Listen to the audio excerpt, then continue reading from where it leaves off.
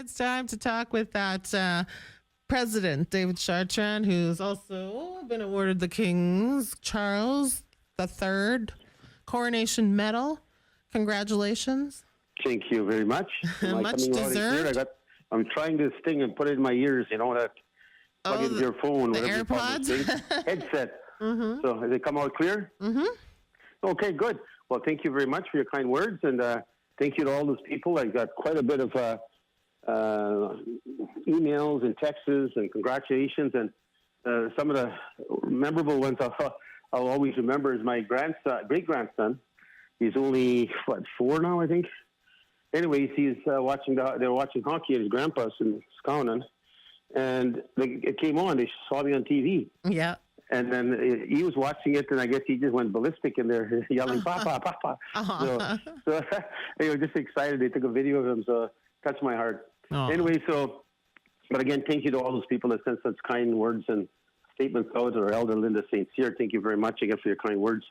I don't know who nominated me, but I appreciate that very much. Mm-hmm. And so I'm very happy about that. And but again, it's clearly something that I've seen Negan in there also. He was getting an award. That's right, yeah. Yeah, Negan Sinclair. And then I seen an elder there originally from Ontario, but lives in Alberta. And she speaks Ojibwe and I speak Soto, so we were conversing back and forth, having a good chat, a good visit. Mm-hmm. And of course, my daughter came with me. She's never gone with me anywhere, so I finally decided to take her with me. Aww. And she was so excited. She got all dolled up, and she felt so proud to be part of it, and so important, I guess, in her mind that she was involved in such a event. Oh, so I'm glad she went. Me too. I'm true. I don't take her enough out to do things, and I need to spend time more in I spend so much time at work. I don't spend enough time with my own family. So, But before I take off into reports, I know you've got upcoming dedication again to people that have passed. Yeah. I don't know which one you have selected for the next gospel tune. But, of course, we've lost now Marion Iron Quill Meadmore. Oh, right. And for the people that probably know her, so many know her. She was the first Indigenous woman lawyer. Yes. And she began her journey. She actually chose her own passing after careful consideration. She was 89, and she decided to leave this world and still leave in the sense of knowing that her children and everybody will understand that she's going to go to a new home and catch up to her late husband, Mr. Meadmore, of course, who played with the Winnipeg Blue Bombers. And again, with her kids are hockey players, and so there's Jimmy and a few others there. And so I want to again express my deepest condolences to the Meadmore family. And it's always such a pleasure when you meet these leaders that started so long ago and carved the way for so many. And so I want to again express it for myself. I remember her in the Friendship Center movement when I was there too. So in the 80s, she was again involved. So she was all over the place, and she made herself well known. And so I just want to again express to her again my deepest condolences to all your family. Mm-hmm. She married Ron Meadmore, who went on to have a storied CFL career in Winnipeg Grey Cup as a defense end with the Winnipeg Bombers. So I don't know the rest of the names of the family, but I just want to express again my gratitude and for the work you've done, Marion. I'm sure you're listening to me, and I'll make sure I'm saying things right here in my notes that are in front of me. Mm-hmm. But also there was a passing in BC for one of our own. John passed away, I believe, right? John Zastry, yeah. Pardon me? John Zastry, yeah. Yeah, he passed away. I heard. My condolences go to the Zastry family, of course, and big listeners on our show. And it's really important that we acknowledge their work and their participation of such a close family, always talking to each other, wishing each other well, and it's a very important aspect of really our culture and our way of life. So, again, I want to express that. Also, I had a pleasure when I was going to, actually when I was coming home or going, one of the trips, I think I was going. Mm-hmm. Anyways, I met one of our stewardess who actually comes from St. Laurent, Manitoba. Oh, nice. I was so proud. It's actually her 7th year, I understand, working as a stewardess for Air Canada. Nice. Her name is Riley Descharmes. And she said her and her grandma, Pauline Chartrand from St. Laurent, always listen to the Métis Hour. And I want to wish a big, proud moment to Pauline and all her family, of course, the Riley's family out there, the Charms and Chartrands. And I was very, very proud to see one of our own Métis women as a stewardess in Air Canada. And it just made me proud. I told her, you make me very proud. And I took a picture. I'm going to actually put it in our website after MMF. And she wanted a picture of me and her. So that they used my phone. I didn't have her. I didn't want to ask her a number too. So I should have and sent it to her, but I'm going to put it on Métis Hour.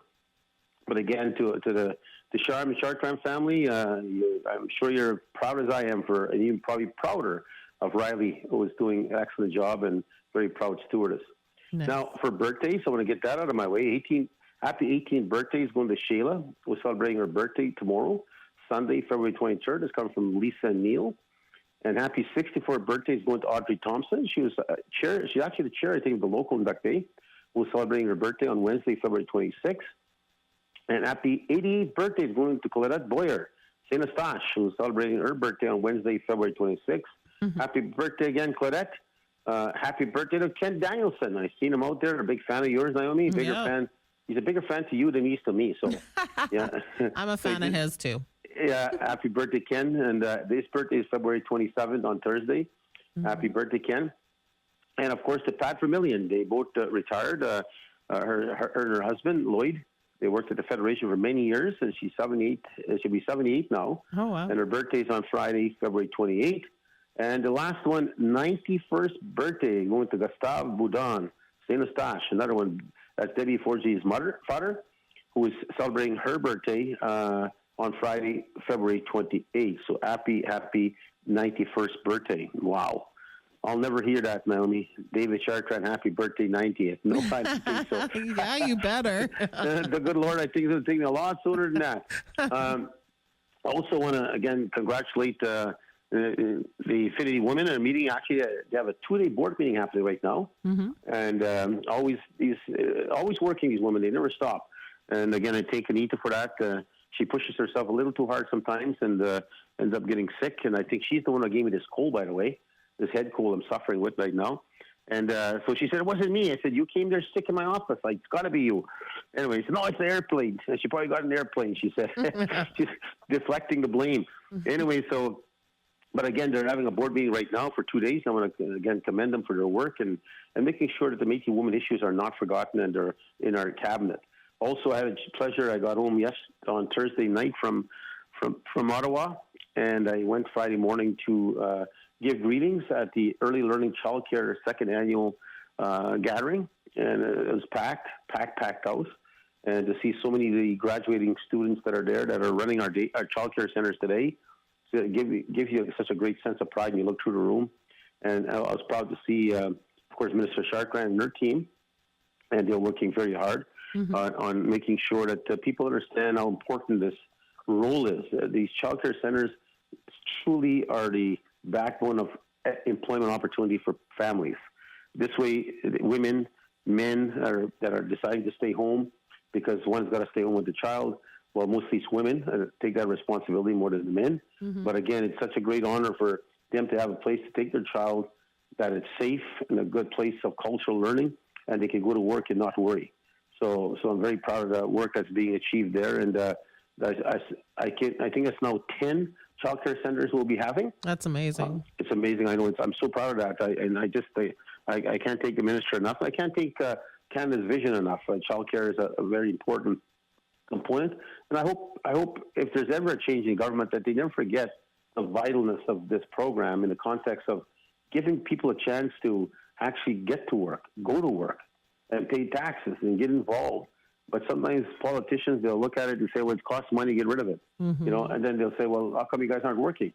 Well, we can't get babysitters. We can't have no place to take our children. So, I hope there's not short-sightedness. I think right now we're safe. We have a 10-year agreement with Canada till, I believe, 2029. Okay. So it's in good shape. So I'm very, very proud of that, very pleased. And again, I had the pleasure of meeting so much of these hardworking women, and mostly all women in there. But I must say this, too, that, when I looked at the crowd, and we have those Ukrainian students that we took on from Ukraine. Right. Of course, they fled the country, and after such a devastating effect on Russia's attack on them, and declaring war on Ukraine, trying to take away their lands and their territory. And so, but always remember, they believed they would take Ukraine in 3 days or a week. That's what they thought.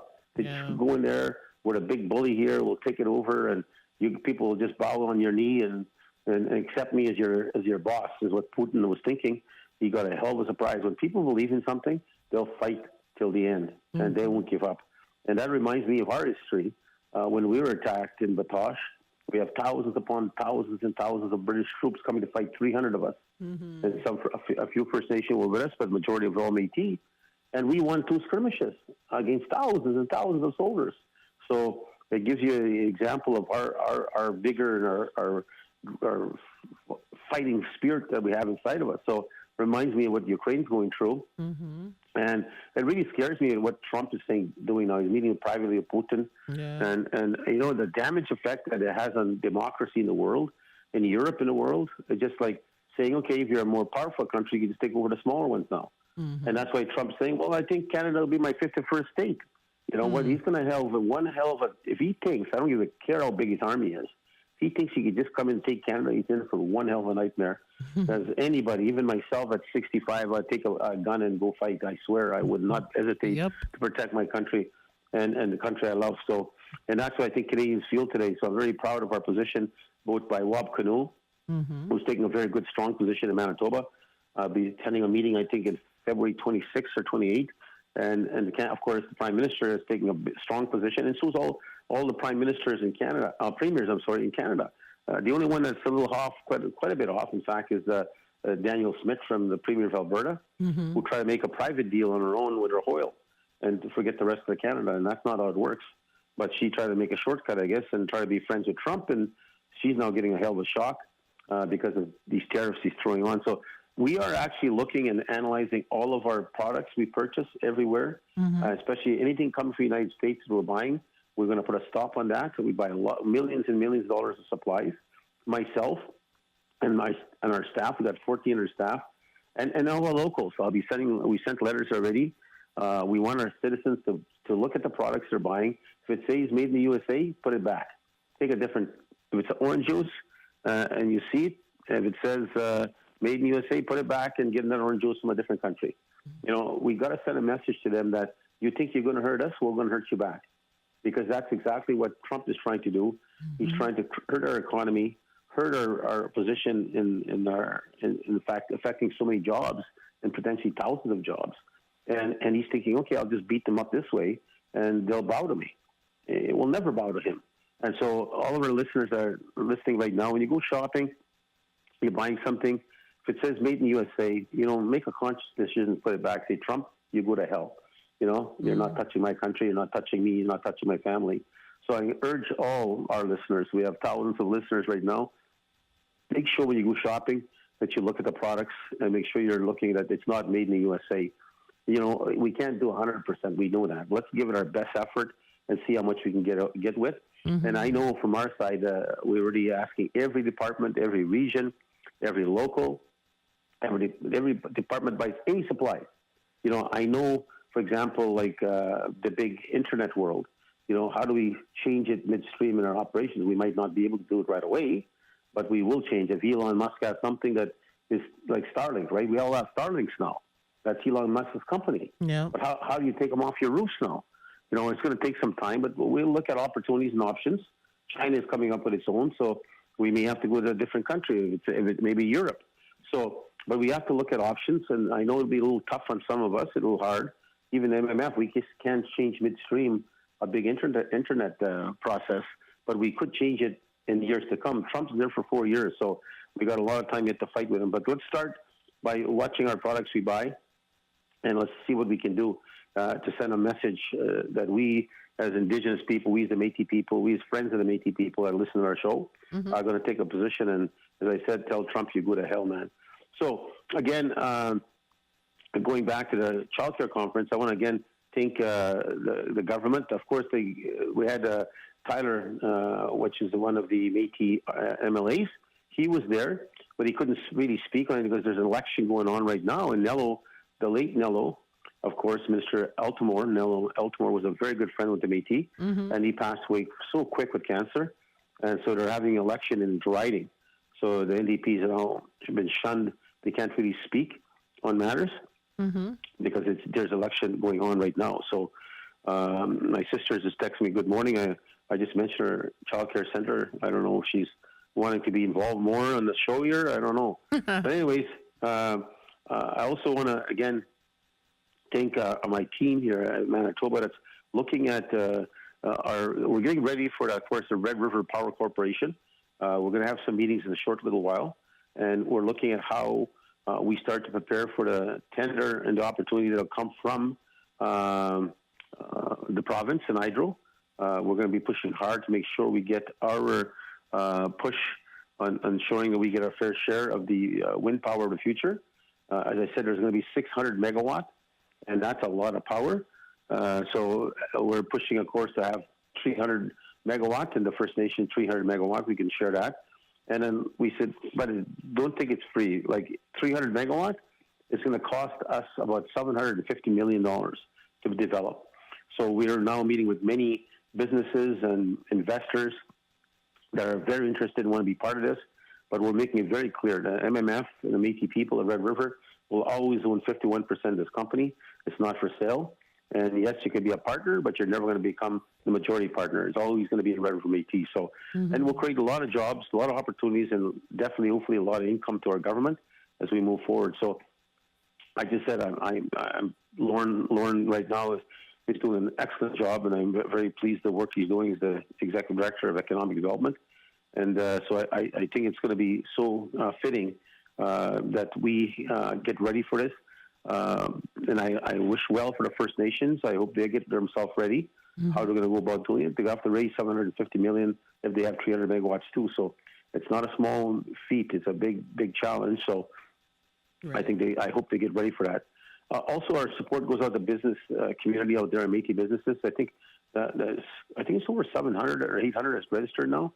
And so meetings are going to be taking place soon. Again, they're doing more meetings. February 27th, they're having phase 2. It's called the Handshake Signature Meeting, where they're going to connect Métis businesses with other Métis businesses, where they sit down and talk to each other and figure out, is there ways they can work with each other? Is there ways they can buy together? Is there ways they can support each other? So this way, we're all working together and helping each Métis business survive. As I said, even we survived COVID, our Métis people were so enthused. Everybody else in the country was saying, times are going to be tough. We're all going to suffer. We're all going to fail. Kind of concept. They're gloom and doom, and a lot of people did go. A lot of businesses did go down, and they weren't wrong with the gloom and doom. But when we got responses back from our Métis people, they were all proud and saying, "We'll survive. We're going to get through this. We've done it before. We'll do it again." So I was so proud to hear the enthusiasm of our Métis businesses. Yeah. So this meeting on February 27th starts at 12 to 4 p.m. on February 27th. It's a networking event. 4 to 6 p.m. is a Devil May Care Brew company, whatever that's happening there. You have to look at a website, I guess. But its location is going to be at 200 Main Street, the building, of course, we now own. And it's free for Expo attendees and $25 for new participants. So it's not expensive, but you get there to meet and greet other businesses, and hopefully at the same time you can get yourself a hell of a new relationship that can help your business. So again, there's so much information on this. I would encourage people to go on the website to find out. It's too much for me to read in here. I think it'll be in our website. I'm sure it's our website. I'm just guessing. I don't see them going through the notes here. I don't see it there right now, but I'm sure it's in our website. I'll double check. Where you can find this upcoming conference.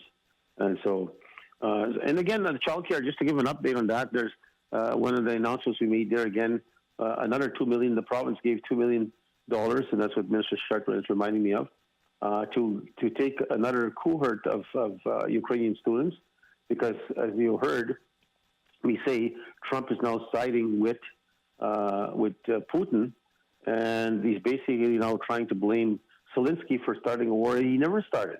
Everybody knows in the world that Trump should know better that Putin started this war. He sent his tanks and attacked. Yeah. So, but he's blaming Zelensky now because he's trying to please Putin. And, these big guys like that, there's so much money at stake here. There's big backroom deals. And Trump is all about money for himself, about his family, his empire. He lied to the people that he was so filthy rich. He was full of shit, pardon my language. he was losing so much money Who can run a casino and go bankrupt, eh?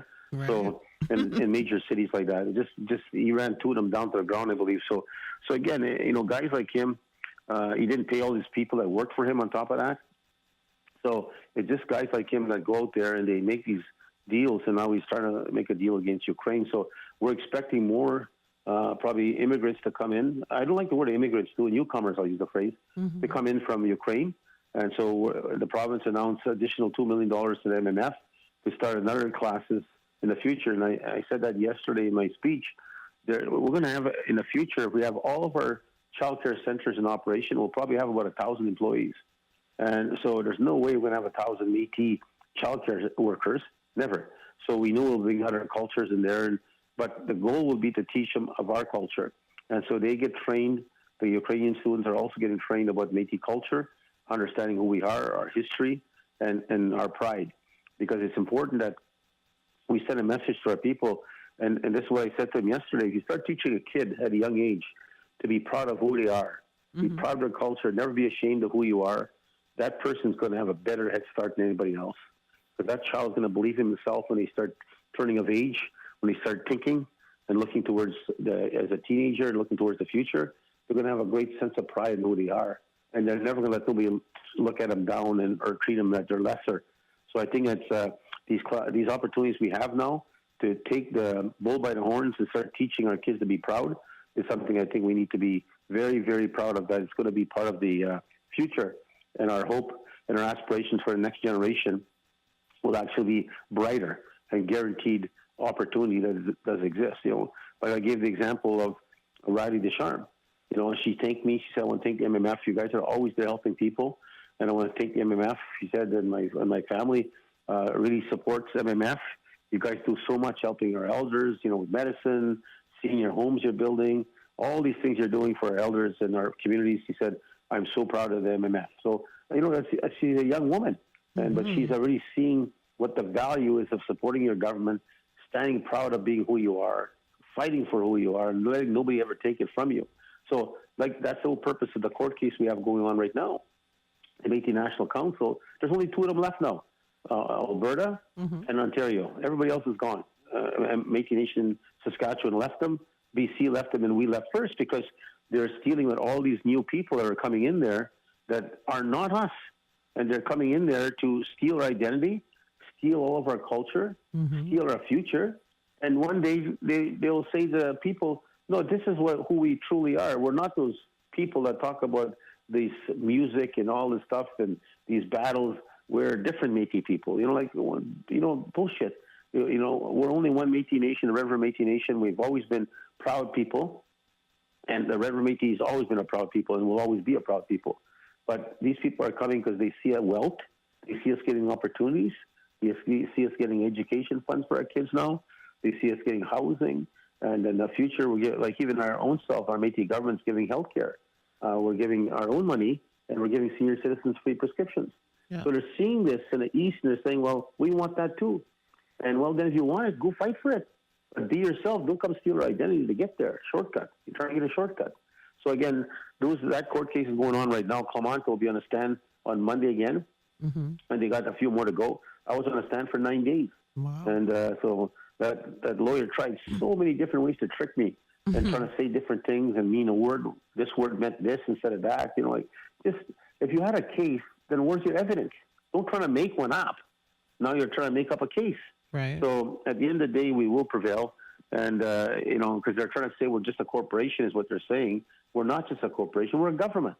And so, and that's sad that they're taking that position that I'm talking about Alberta and Ontario. You're just a corporation. That's all you are.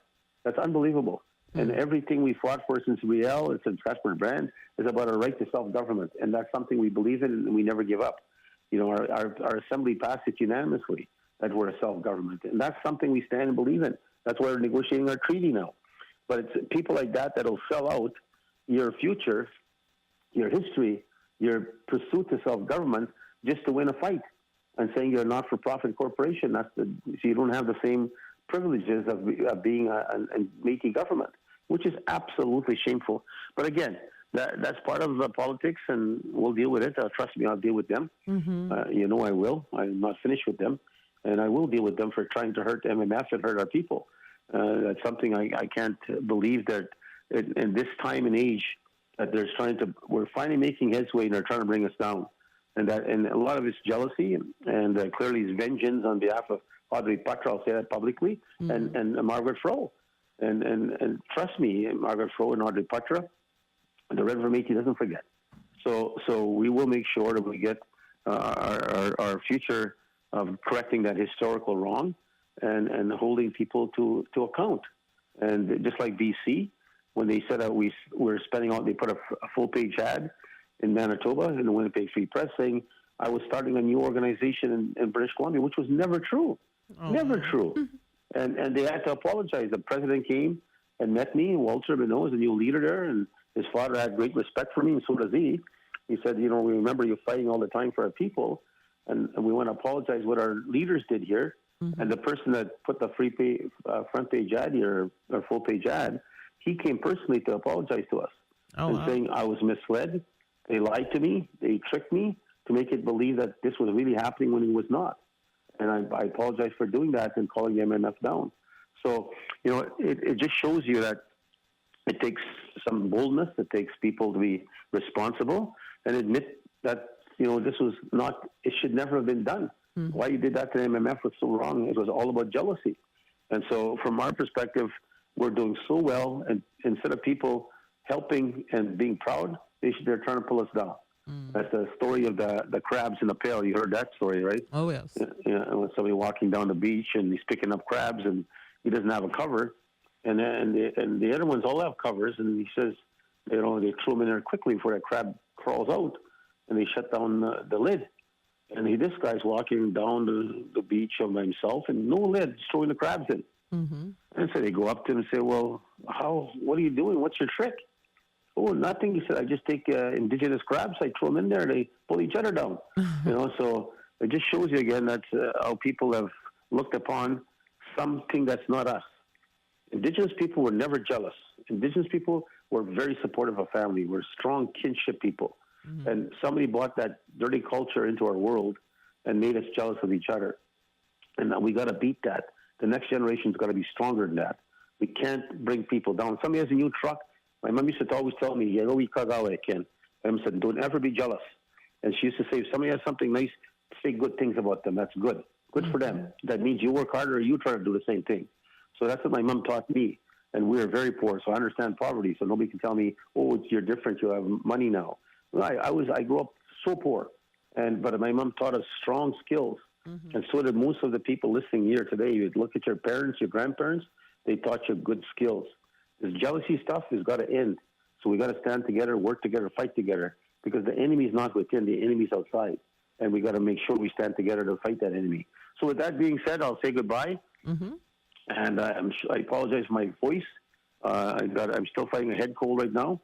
And I'm back in Ottawa next week.